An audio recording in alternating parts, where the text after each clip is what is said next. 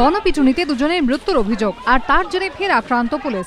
পুরো ভোটের আগে রণক্ষেত্র কাটোয়া। মৃতদের রাজনৈতিক পরিচয় ঘিরে কংগ্রেস ও তৃণমূল তরজা।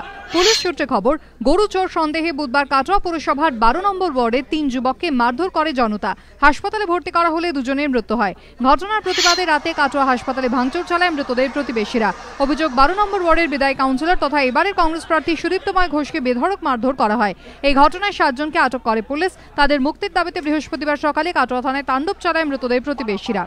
ভাঙচুরের পাশাপাশি পুলিশকে লক্ষ্য করে ইট পাটকেল ছোড়া হয়। ইটের আঘাতে কাটোয়ার এসডিপিও তন্ময় সরকার সহ 3 পুলিশকর্মী জখম হন। শেষমেশ লাঠিচার্জ করে বিক্ষোভকারীদের হটিয়ে দেয় পুলিশ। পুরো ভোটের আগে এই ঘটনা ঘিরে শুরু হয়েছে রাজনৈতিক তরজা। মৃতদের দলীয় কর্মী বলে দাবি করে তৃণমূলের অভিযোগ, নির্বাচনের আগে গরুচোর তকমা দিয়ে তাদের পিটিয়ে খুন করা হয়েছে। ঘটনায় নেতৃত্ব দিয়েছেন 12 নম্বর ওয়ার্ডের কংগ্রেস প্রার্থী।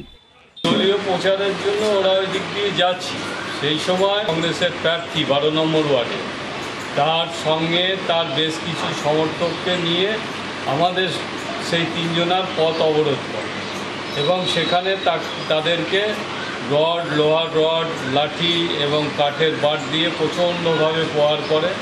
তার ফলে 2 জনের মৃত্যু হয়েছে। বিধায়কের নেতৃত্বে সন্ত্রাস করছে।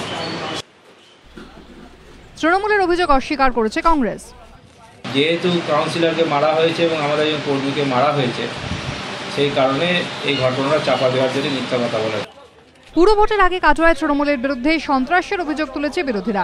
সন্ত্রাসমুক্ত পুরো ভোটের দাবিতে কয়েকদিন আগে দলীয় কর্মীদের নিয়ে অনুষ্ঠানে বসেন কংগ্রেস বিধায়ক রবীন্দ্রনাথ চট্টোপাধ্যায়। তারপর ফের এই ঘটনা। গণপ্রহারে মৃত্যুকে কেন্দ্র করে আক্রান্ত কংগ্রেস প্রার্থী। থানায় ভাঙচুর, মৃত্যু নিয়ে রাজনীতির অভিযোগ। সব মিলিয়ে পুরো ভোটের আগে ফের সরগরম কাটোয়া।